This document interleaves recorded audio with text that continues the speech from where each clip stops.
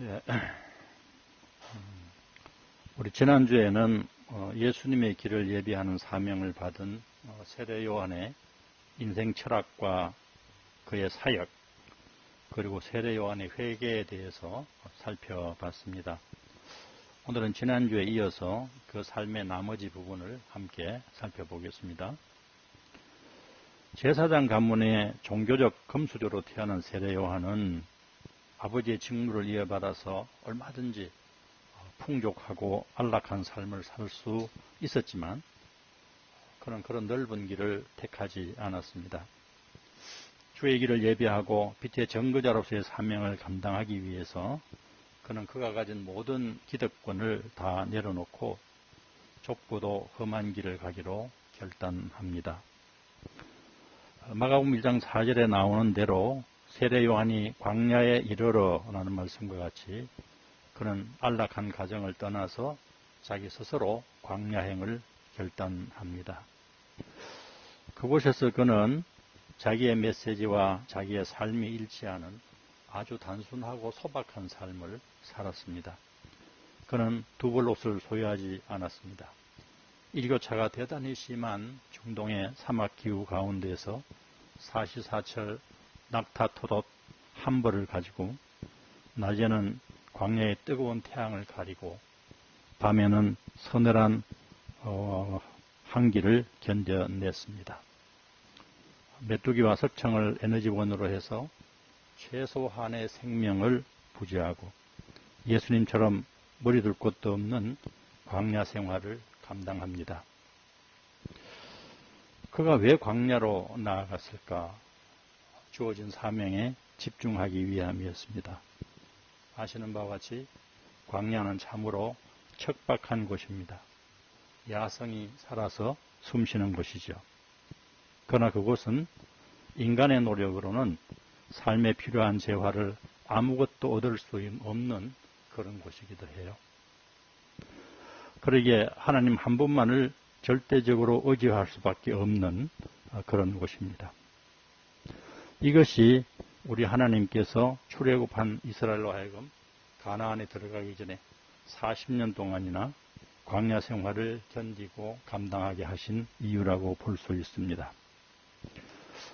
영성신학자인 유진 피터슨은 다윗 현실에 뿌리박은 영성이라는 책에서 이렇게 기록합니다. 광야는 야생의 땅이다. 길들여지거나 경작된 것은 전혀 없다. 거기는 문명을 지탱해주는 일상적인 것들이 존재하지 않는다. 거기서의 삶은 순전한 생존이다. 이처럼 광야는 하나님과의 밀착된 관계를 통해서 하나님을 경험하고 영성을 수련할 수 있는 최선의 장소라고 할 수 있습니다. 그래서 인생의 광야를 경험하고 그 척박한 곳을 거쳐 지나온 많은 영적인 선각자들은 광야라는 이름 뒤에 학교라고 하는 이름을 붙이기를 절교하고 있습니다. 광야는 하나님만 의지하는 영성, 모든 것을 하나님께 맡기는 영성, 하나님과 동행하는 영성, 하나님이 주시는 것만으로 만족할 수 있는 영성의 수련장이기도 하고 그것을 온몸으로 배우고 체험해내는 학교이기도 합니다. 인간은 너나 가릴 것 없이 누구나 등이 따시고 배가 부르면 하나님을 잊고 살기가 쉽습니다. 물질이 있고 시간이 있으면 금방 죄의 유혹에 빠져들어서 하나님을 배반하고 옆길로 잘 빠져나갑니다. 이것이 죄성을 가진 인간의 민낯이고 우리의 영적인 수준이기도 합니다. 그래서 우리의 영성은 상당 부분 단순함에서 유지되고 열악한 조건과 환경에서 길러집니다. 믿음의 선진들의 영성과 믿음의 많은 부분이 인생의 이 광야 학교를 통해서 길러진 것을 성경이 보여주고 있습니다. 우리 예수님도 공생애를 시작하기 전에 성령의 인도로 40일간의 혹독한 광야 생활을 거치시고 그곳에서 사탄의 시험을 이기신 후에 공생애를 시작을 하셨습니다. 다윗도 그 대부분 믿음의 내용이 젊고 젊은 인생의 황금 시절에 사울에게 쫓겨다니면서 그 광활한 광야와 광야를 넘나드는 그런 고난의 삶 가운데에서 그의 영성이 형성되었습니다. 이것이 하나님께서 우리 인생살이에 있어서도 한 번씩 물질 문제를 통해서, 병마를 통해서, 또 깨어진 인간관계를 통해서, 때로는 자식 문제를 통해서 인생의 광야를 만나게 하시는 이유입니다. 생각지도 못한 갖가지 재난과 시련을 주시는 이유이기도 합니다. 광야의 삶은 참 두렵고도 힘듭니다. 하나님의 부재를 경험하기도 하고 앞이 캄캄한 한치 앞이 보이지 않는 막막함을 경험하기도 합니다. 우리는 언제나 아무런 역경이 없고 문제도 없이 순풍만 난 배와 같이 늘 주님을 찬양하고 확신과 감사로 살아가는 믿음이 이상적이고 좋은 믿음이라고 생각합니다. 그러나 우리가 한 가지 확실히 알아야 할 것은 믿음은 순풍을 타고 앞으로 전진하는 것이기도 하지만 역풍과 파도 그리고 눈물의 바다 가운데에서 끝까지 참고 견디면서 버텨내는, 살아내는 이것 또한 그에 못지않은 믿음의 또 다른 한 축이 될 것입니다. 우리 지체들 중에도 광야학교를 졸업하신 분도 있고 또 재학 중에 계신 분도 있습니다. 그러나 지나치게 마음을 졸이거나 쫄지 마시기 바랍니다. 이 광야학교를 믿음과 인내로 졸업을 하면 믿음이 더욱더 성숙해지고 영성이 더욱더 풍성해지는 축복을 경험할 수 있습니다. 진정한 하나님의 임재와 은혜와 인도하심을 경험할 수 있을 것입니다. 요한은 이 길을 자발적으로 선택해서 짧은 한평생을 광야에서 보냈습니다. 이제 약 30여 년간에 걸친 예수님의 공생의 준비가 끝이 났습니다. 하나님의 나라가 가까웠으니 회개하고 복음을 믿어라라는 메시지와 함께 이제 예수님이 자신의 모습을 공개적으로 이 세상에 드러내실 때가 되었죠. 그와 동시에 이것은 이제 예수님의 길을 예비하는 요한의 사명도 어느 정도 종료되었다는 것을 의미합니다. 요한의 수고와 노력으로 많은 사람들의 마음속에 구부러진 길이 곧게 펴지고 교만의 산들이 낮아졌습니다. 길이 없던 황폐한 마음은 회개로 인해서 새로운 길이 생겨났고 좁디 좁은 마음이 대로처럼 넓혀졌습니다. 황폐하고 거칠은 광야요 황무지 같은 마음이 옥토로 변해졌습니다. 사람들이 예수님을 영접하고 받아들일 수 있는 마음의 밭이 어느 정도 옥토로 준비가 됐습니다. 이때 예수님이 갈릴리로부터 요한의 세례 현장인 요단강으로 친히 나오셨습니다. 다른 곳을 가다가 우연히 그곳에 들린 것이 아니라 목적을 가지고 의도적으로 거기에 들리신 것입니다. 그리고 요한에게 세례를 베풀어 줄 것을 요청하십니다. 요한은 당연히 사양할 수밖에 없었겠죠. 내가 당신에게서 세례를 받아야 할 터인데 어찌 당신이 내게로 오십니까? 그러나 예수님도 물러서지 아니하셨습니다. 이제 허락 우리가 이와 같이 하여 모든 의를 이루는 것이 합당하니라. 요한이 자신에게 세례를 베푸는 것이 하나님의 뜻이라고 말씀하고 있습니다.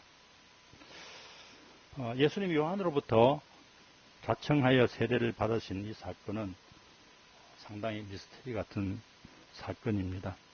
아무리 상상력을 우리가 발휘해봐도 우리의 신앙상식으로 이해하기가 참 어렵습니다. 왜냐하면 이 요한의 세례는 죄사함을 받게 하는 회개의 세례였기 때문입니다. 그런데 예수님은 완전한 하나님이시면서 완전한 인간이십니다. 그분은 죄가 전혀 없으신 분이지요. 사함받아야 할 죄가 없으신데 당연히 요한의 세례도 받을 필요가 없으신 것이죠. 그런데 왜 예수님이 굳이 이 요단강까지 찾아오셔서 자기의 신들매 풀기도 감당할 수 없다고 하는 요한에게 세례받기를 자청하신 것인가? 더구나 예수님은 이 세례가 하나님의 뜻임을 요한에게 설득하고 계십니다. 아시는 바와 같이 우리 예수님이 공생애를 시작하실 때에 그에 앞서 행하신 두 가지 사건이 있습니다. 하나는 성령의 인도하심으로 광야에서 40일 동안 시험을 받으신 사건입니다. 예수님은 이 시험을 이기신 후에야 공생애로 나아가셨습니다. 두 번째가 바로 요한으로부터 세례를 받으신 일입니다. 예수님은 요한에게 세례를 받으신 후에야 공생애를 시작하셨습니다. 그런 의미에서 이 예수님의 세례 받으심은 대단히 중요한 의미를 가지고 있습니다.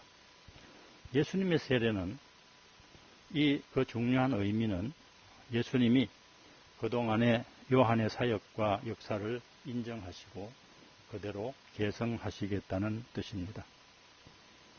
지금까지 살펴본 바대로 요한의 삶은 참 위대한 사람이었습니다. 자기에게 주어진 사명을 이루기 위해서 한눈 팔지 않고 자신의 모든 것을 내어놓고 사명에만 충실하게 살았던 사람이었어요. 그럼에도 불구하고 요한과 예수님의 신앙 노선에는 같은 점도 많았지만 차이점도 상당히 있었습니다. 요한은 신약과 구약의 중간시대 사람이고 마지막 선지자였기 때문에 그의 신앙과 노선에도 율법과 은혜 사이에 어느 지점에 머물러 있었다고 볼 수 있습니다. 그는 완전한 율법주의자는 아니었지만 그렇다고 완전한 은혜주의자도 아니었습니다. 오히려 구약과 율법주의에 더 가까운 측면도 보이고 있습니다. 그러나 은혜와 진리가 충만하신 예수님, 온전한 은혜의 시대를 선언한 예수님 입장에서 보면 어느 정도 율법의 잔재가 남아있는 요한의 이 사역에 온전히 동의하기가 어려울 수도 있었을 것입니다. 상당수의 성서학자들은 요한이 광야에서 살아가는 삶의 방식이나 극단적인 금욕주의나 또 사람들에게 전파한 메시지의 내용, 또 정결 예식인 세례를 중요시하는 이런 것들을 종합해서 명시된 문헌은 없지만 세례 요한은 아마 그 당시에 유대교 4대 종파 중의 하나인 에세네파 출신이거나 그에 가까운 사람이라고 하는데 대부분 의견의 일치를 보고 있는 것 같습니다. 유대교 4대 종파 중의 하나인 에세네파는 우리가 자주 들어보지 못했던 종파입니다. 얼마 안 됐죠. 1947년에 사해근방에서 쿰란 공동체와 그 근처 동굴에서 성경의 사해사본이 발견됨에 따라서 비교적 최근에 새롭게 조명을 받고 있는 유대교의 한 종파입니다. 이 에세네파는 성전제사를 부정하고 세상과의 소통을 거부합니다. 극단적인 금욕주의의 바탕을 둔 율법주의와 정결예식을 기본으로 해서 토라 연구에 몰두하면서 거기서 하나님의 약속하신 새로운 세상의 도래를 기다리던 그런 종말 공동체였습니다. 이처럼 에세네파는 어쩌면 유대교 4대 종파 중에서 가장 율법적인 색채가 강한 종파이기도 합니다. 이런 요한의 사역에 비해서 죄인들과 밥상 공동체로 함께 소통하시고 그들의 친구가 되시고 또 포도주를 즐기고 먹기를 탐한다고 하는 바리새인들의 평을 받으시는 우리 은혜주의자요 자유주의자이신 예수님이 그 사역에 동조하시기가 쉽지 않았을 수도 있었을 것입니다. 물론 요한과 예수님 사이에 공통점도 많습니다. 그것은 회개의 삶을 강조한다는 것이죠. 그래서 우리는 특별히 요한을 선지자라 부르지 않고 세례 요한이라고 부릅니다. 그는 세례를 통해서 과거의 삶을 청산하고 새로운 삶으로서의 방향 전환을 강력하게 촉구했습니다. 예수님 역시도 공생애를 처음 시작하시면서 주신 메시지가 회개하고 복음을 믿어라 였습니다. 이처럼 요한과 예수님의 이 사역의 방향에는 동질성과 차이점이 공존하고 있죠. 그러나 예수님은 요한과의 신앙 노선의 차이 때문에 그와 결별하거나 자기의 생각을 요한에게 강요하시지 않으셨습니다. 오히려 요한에게 세례받기를 자청하심으로 그의 모든 사역을 인정해 주셨습니다. 예수님은 생명구원이라고 하는 세례 요한 사역의 본질만을 보셨습니다. 그 본질을 붙잡고 요한의 모든 사역을 개성하여 발전시켜 가신 것이죠. 단절의 역사는 발전이 없습니다. 항상 새롭게 처음부터 다시 시작하기 때문입니다. 역사는 개성되어야 발전하고 전진해 갈 수 있습니다. 잘못된 역사는 당연히 바꿔야 되지만 올바른 역사는 개성되어 가야 합니다. 우리 한국의 역사를 되돌아보면 우리 역사의 비극은 어느 분야든지 지도자가 바뀌면 역사의 개성보다도 과거와의 단절을 시도하고 새롭게 자기 역사를 다시 시작했다는 것입니다. 특히 한국의 정치권이나 역대 정부가 그러했습니다. 정권이 교체될 때마다 적폐청산이라는 이름으로 과거를 정리하고 새롭게 시작하는 일들이 반복되었습니다. 제5공화국은 3공화국을 부정했습니다. 윤석열 정부는 문재인 정부를 부정합니다. 그리고 그때까지 전 정부가 쌓아올린 모든 것들을 허물고 다시 시작하고 싶어 합니다. 교회라고 뭐 다를까요? 새로운 목사님이 취임하면 대부분 전임자의 색깔 지우기를 시작합니다. 그리고 자기 색깔로 새롭게 시작하는 경향이 늘 있어 왔습니다. 그래서 저는 이현주 목사가 우리 교회에 청빙되었을 때에 6개월 동안은 전임자인 안 목사님 체제를 그대로 유지해 달라고 하는 특별 부탁을 드린 적이 있습니다. 그러나 우리 주 목사님은 상당 기간 동안 기존 체제를 섣불리 바꾸지 않고 지켜보시기만 해서 참 감사한 마음이 있었습니다. 특별히 우리 기독교는 톨레랑스의 종교여야 합니다. 톨레랑스는 불어로 관용이라는 뜻입니다. 모든 것을 포용하고 모든 사람이 함께 할 수 있어야 하는 것입니다. 그래서 어거스트는 다음과 같이 유명한 말을 남겼죠. 본질적인 것에는 일치를, 비본질적인 것에는 관용을, 어떤 경우에도 사랑을. 이것은 우리 교회가 언제나 간직해야 할 좌우명입니다. 불교의 법정스님도 남는 것은 본질이요, 비본질적인 것은 사라진다, 이렇게 말씀하셨고, 예수님도 우리를 반대하지 않으면 그것이 바로 우리를 지지하는 것이라, 이런 취지로 제자들에게 말씀하셨습니다. 교회는 본질만 잡으면 됩니다. 나머지는 자유요 사랑입니다. 예수님은 그분의 눈으로, 그분의 기준으로는 비록 부족했을지라도 요한의 진심과 그 사역의 본질을 보셨습니다.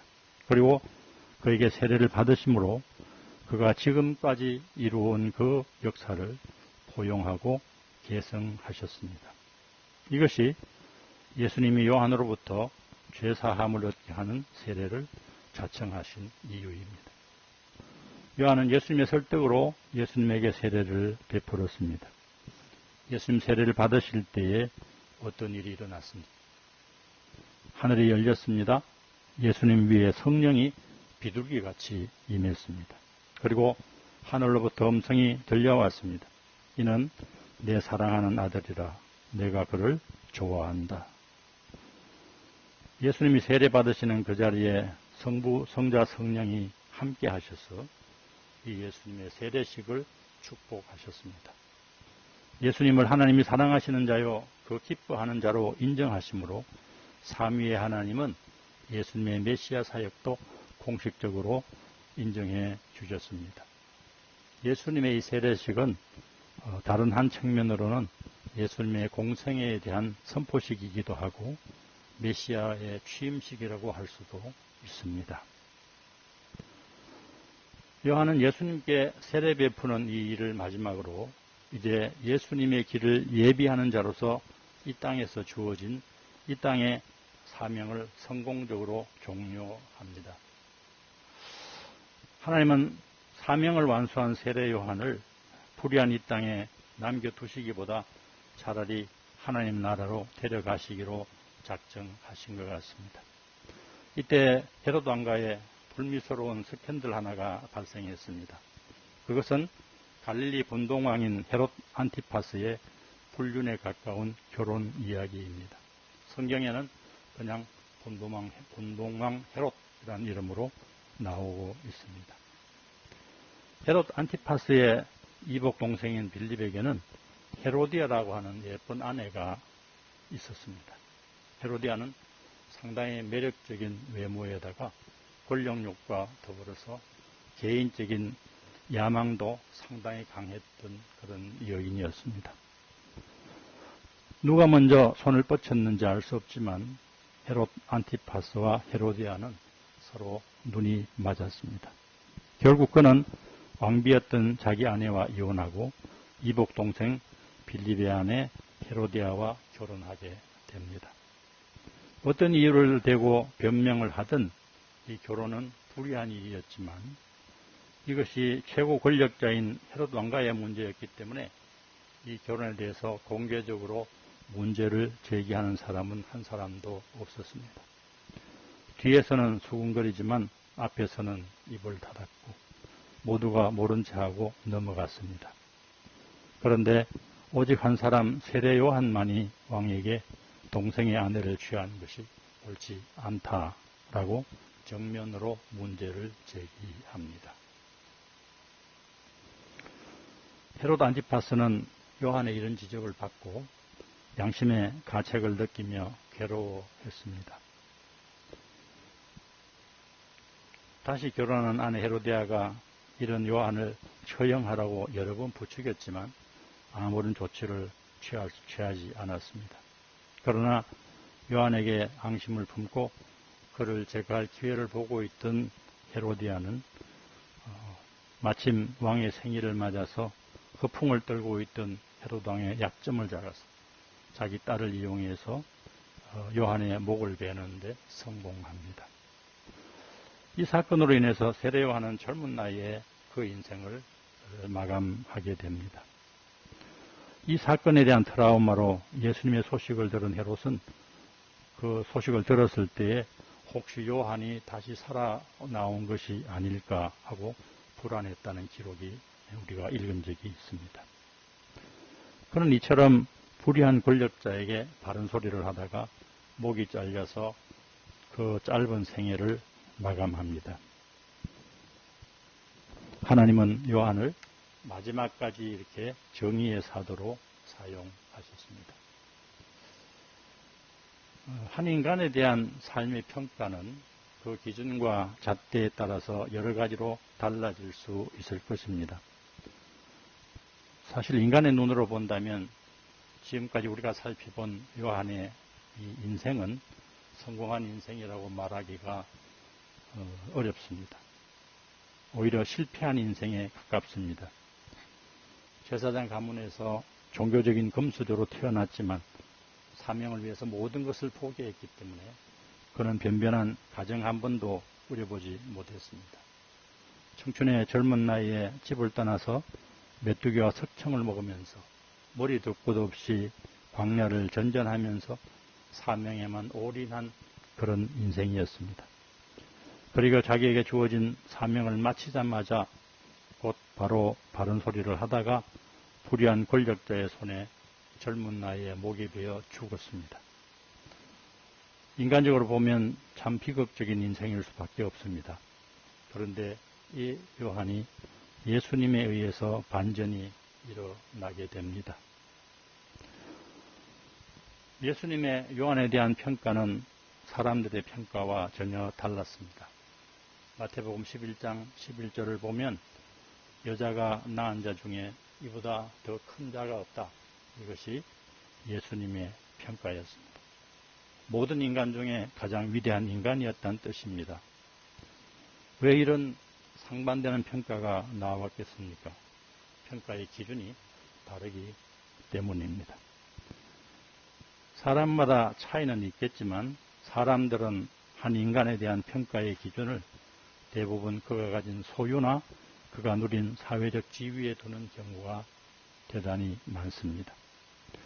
좀 거칠게 말하면 그가 이 땅에서 얼마나 잘 먹고 폼나게 잘 누리면서 살았는가, 이것이 평가의 기준입니다. 물론 인간은 이런 물량적이고 우리 가시적인 것으로 평가의 기준을 삼을 수밖에 없다는 한계도 있기는 합니다. 그러나 예수님은 한 인생에 대한 평가의 기준은 이것과 전혀 달랐다는 것을 알 수 있습니다. 이것이 우리 크리스찬들에게 항상 염두에 둬야 되고 마음에 새겨야 할 사실이 아닌가, 그렇게 생각을 해봅니다. 그러면 예수님의 평가의 기준은 뭘까? 어떤 평가의 기준을 가졌기 때문에 요한을 여자가 낳은 자 중에 이보다 더 위대한 자가 없다는 이런 평가를 할 수 있었을까? 저는 예수님의 평가의 기준은 사명, 미션에 있다고 보고 있습니다. 이 땅에서 얼마나 잘 먹고 잘 살았느냐가 아니라 이 땅에서 각자에게 부여한 하나님의 사명을 얼마나 잘 수행했는가, 이것입니다. 그렇지 않고서는 아무리 생각을 해봐도 요한의 인생을 두고 여자가 낳은 자 중에 가장 위대한 인간이라는 평가가 나올 수가 없습니다.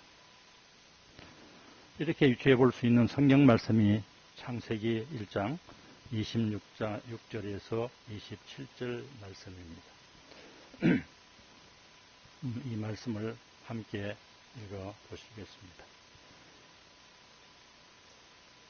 하나님이 말씀하시기를 우리가 우리의 형상을 따라서 우리의 모양대로 사람을 만들고 그리고 그가 바다의 고기와 공중의 새와 땅 위에 사는 온갖 들짐승과 땅 위를 기어다니는 모든 길짐승을 다스리게 하자 하시고 하나님이 당신의 형상대로 사람을 창조하셨으니 곧 하나님의 형상대로 사람을 창조하셨다. 하나님이 그들을 남자와 여자로 창조하셨다. 이 말씀을 보면 하나님이 우리 인간을 창조하신 동기와 목적이 사명에 있다는 것을 알 수 있습니다. 성경은 하나님이 인간을 창조하신 후에 각자에게 다스리는 사명을 부여해 주신 것이 아니라 창조하기 이전에 인간에게 부여할 사명을 염두에 두고 인간을 창조하셨다고 말씀합니다. 이 말은 우리 모든 인간은 개인마다 각각 다른 사명을 가지고 있다는 것을 의미하고 있습니다. 이처럼 인간은 사명의 존재입니다. 하나님은 다른 동물들에게는 사명을 부여하지 않았습니다. 요한은 예수님의 길을 예비하는 사명을 받고 이 땅에 보냄을 받았습니다. 그리고 그 사명을 완벽하게 완수했습니다. 이것이 요한에 대한 예수님의 평가의 근거요 기준이 된 것입니다. 저도 어느 사이에 살 날보다 죽을 날이 더 가까운 나이가 되었습니다. 그러게 저도 지금은 인간의 평가에 별로 연연하지 않습니다. 다른 사람이 나를 어떻게 보는가에 대해서 비교적 초연해진 것 같습니다. 그보다는 오히려 하나님의 평가 기준을 의식하면서 살려고 노력하고 있습니다. 지금까지도 삶도 언제나 하나님의 뜻과 주어진 사명을 염두에 두고 최선을 다해서 살아왔다고 감히 말할 수 있습니다. 우리가 그동안 잊고 있던 소중한 가치가 하나 있습니다. 그것은 코람데오라는 말입니다. 하나님의 앞에서라는 뜻이죠. 사실 이 말은 우리 교회가 시작할 때 건물 없는 교회라는 슬로건과 함께 가장 많이 사용했던 우리 넘어서 교회의 신앙적인 지침이었습니다. 코람데오를 다른 말로 바꾸면 하나님의 평가를 의식하면서 살자, 이런 뜻이 되겠습니다. 우리 넘어서 식구들이 다시 이 단어의 의미를 우리의 삶에서 온전히 회복했으면 참 좋겠습니다. 이제 결론을 맺습니다. 많은 신앙인들이 사명이라는 단어에 대해서 상당한 부담과 때로는 거부감을 느끼기도 합니다. 우리는 때때로 사명인의 삶이라는 것을 우리에게 주어진 일상의 삶을 포기하고 요한처럼 하나님의 사역만을 위해서 광야로 나가거나 아니면 오지에 나가서 선교를 하면서 전적으로 하나님께 일생을 바치는 것이라고 생각하기 쉽습니다. 그러나 그것만이 사명인의 삶이 아닙니다. 사람에 따라 다르긴 하지만 어쩌면 하나님 우리에게 원하시는 사명인의 삶은 자기에게 주어진 일상의 삶, 자기에게 주어진 소중한 일생을 충성스럽게 살아내는 것, 감당해내는 것, 그것 또한 하나님이 기뻐하시는 사명인의 삶이라 할 수 있습니다. 예수님은 친히 주님을 따르기 원하는 제자들에게 주님을 따르는 사명인의 삶에 대해서 다음과 같이 말씀해 주십니다. 마태복음 16장 24절을 같이 읽어보겠습니다. 그때 예수께서는 제자들에게 말씀하셨다. 누구든지 나를 따라오려거든 자기를 부인하고 제 십자가를 지고 나를 따라오너라. 상당히 무서운 이야기 같습니다. 이 말씀의 전제는 누구든지 주님을 따르는 자들에게 예외 없이 사용된다는 뜻입니다. 누구든지 주님을 따르는 자들에게 첫째는 자기를 부인하라 말씀합니다. 자기 부인은 지금 자신이 살고 있는 삶 전체를 포기하거나 내려놓으라는 일이 아니라 삶의 우선순위를 제대로 설정하라는 뜻입니다. 우리의 삶에서 자기 자신을 1번으로 두지 않고 하나님을 우선순위 1번에 두는 삶이 자기를 부인하는 삶이 되겠습니다. 두 번째는 자기 십자가를 지는 것입니다. 자기 십자가란 우리의 일상의 삶을 살아가기 위해서 각자에게 주어지는 상황과 조건에 따라 감당해야 될 역할과 책임을 의미합니다. 학생은 학생이기 때문에 부모는 부모로서, 자녀는 자녀로서, 직장인은 직장인으로서 그들의 일상의 삶에 부과되어진 역할과 책임이 있습니다. 이런 것들이 자기 십자가라고 할 수 있습니다. 때로는 우리가 병고에 시달릴 때도 이 자기에게 주어진 이 병은 자기가 지고 가야 할 십자가인 것입니다. 우리는 우리 일상의 삶을 위해서 우리에게 주어진 이런 자기 십자가들을 하나님을 위하여라는 핑계로 소홀히 하거나 방기하지 않고 일상의 삶을 충성스럽게 치고 십자가를 치고 따라오라고 예수님이 말씀하시고 있습니다. 세 번째는 나를 따라오너라입니다. 나를 따르라는 이 말은 다른 말로 하면 나를 배우라는 뜻이기도 하고 나를 본받으라는 뜻이기도 합니다. 예수님은 우리의 존경과 사랑의 대상이기도 하지만 우리가 따라 살아야 할 롤모델이자 모델이기도 합니다. 삶이 뒷받침되지 않는 신앙은 공허한 신앙일 뿐입니다. 이것이 우리 주님이 친히 가르쳐 주신 제자의 길이요 우리가 일평생 걸어가야 할 사명인의 길입니다. 우리 넘어서 식구들이 사람보다 하나님께 인정받는 사명인의 이 삶을, 이 길을 끝까지 감당하는 축복된 삶이 되시기를 간절히 기원합니다. 기도하겠습니다.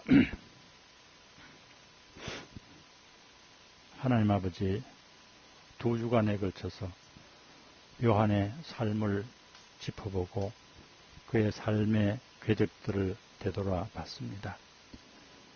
사랑하시는 하나님 아버지, 우리의 짧은 인생이 참 언제나 인간의 눈초리와 인간의 평가에 매이지 아니하고 사랑하시는 하나님의 앞에서 코람대오로 살아감으로 말미암아 하나님의 평가에 귀를 기울이고 하나님의 평가를 유의하면서 살아가는 우리의 삶이 되기를 간절히 소원합니다.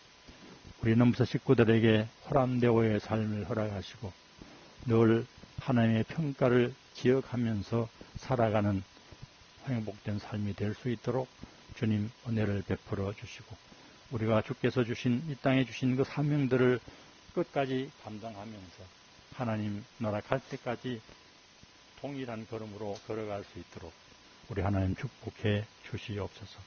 모든 것을 감사합니다. 예수님의 이름으로 기도하옵나이다. 아멘.